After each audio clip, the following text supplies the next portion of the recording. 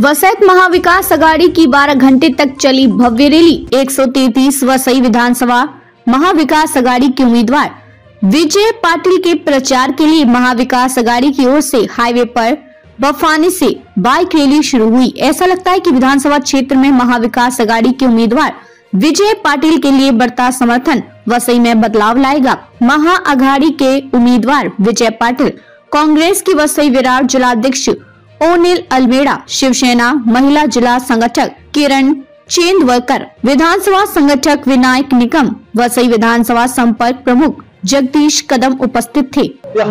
आज या रॅलीच्या वैभवामध्ये सामील झालेले आहे, पण त्यांना कल्पना आहे की वसईला हे परिवर्तन होणार आहे आणि त्या आनंदाच्या उत्सवामध्ये रॅलीमध्ये आपण भाग घेतलेला आहे आणि हजारो कार्यकर्ते आज रस्त्यावर उतरून आनंद उत्सव करत आहेत।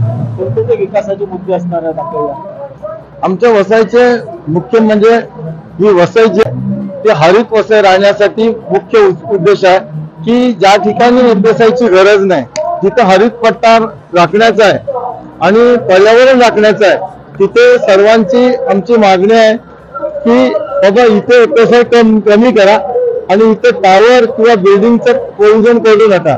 तिथे आम्हाला हरित वसई आहे ते हरित वसई राहिली पाहिजे। तो मुद्दा मी उचलून देणार। कोळी बांधवाचे जे मुद्दे आहेत त्यांचं जे बोटीचा प्रश्न असतो, त्याच्या वादळाच्या वेळेला त्यांचं नुकसान मिळत नाही, अनेक त्यांचे गंभीर प्रश्न असतात, त्यांचा प्रश्न उभा आमचे शेतकरी असतात, शेतकऱ्यांचा प्रश्न काढणार आहे आणि परत इथे रस्त्याचा प्रश्न आहे, लोकांना पाणी पिण्याचा प्रश्न आहे, इलेक्ट्रिसिटीचा प्रश्न आहे, इथले ट्रॅव्हलिंगचा प्रश्न आहे। हे जटिल प्रश्न जे आजपर्यंत 25 वर्ष होत नाहीत त्याच्यावरती लवकरात लवकर मी प्रेझेंटेशन करून आणि ते पास करून घेऊन लोकांना दाखवणार आहे की 1 वर्षात 1.5 वर्षाच्या आतमध्ये जे होतं की नव्हतं वसईचं चांगले भवितव्य करण्याचं माझं मानस आहे। काय सांगाल? तिरंगी लढत येते आहे, तुला तिरंगी लढत वसईमध्ये आहे, कुणाचं तगडं आव्हान वाटतं?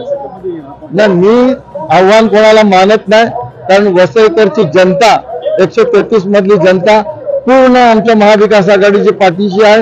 ते आज आम्ही जिथपर्यंत पण 8 दिवस जो प्रचार करतो त्या प्रचारामध्ये बऱ्याच ठिकाणी सांगतात की आमच्याकडे येण्याची गरज नाही, आमचं फक्त झालेल्या हातावर निशाणी मारण्याचं। कितीची लीड असेल असं काय वाटतं? कमीत कमी 25 ते 30 हजाराची ही लीड असणारच आहे। मी अजिबात होऊन देणार नाही, कारण तो सनसिटी मध्ये जो डॉक्टर सॉल्ट जो आहे तो वसईचा पाणी जिरवून घेण्याचा एक चांगली ती जमीन आहे आणि जर त्या जमिनीमध्ये काय केलं तर वसईची दुर्दशा होईल आणि ते शक्यच होणार नाही। धारावीचे त्या जनतेचं कुठेतरी सुखसोयी चांगल्या पद्धतीने करावं, त्यांच्या पाठीशी पाहिजे तर मी राहीन, पण ज्या ठिकाणी आम्हाला धोकादायक गोष्ट होईल वसईकरांसाठी ते आम्ही सहन।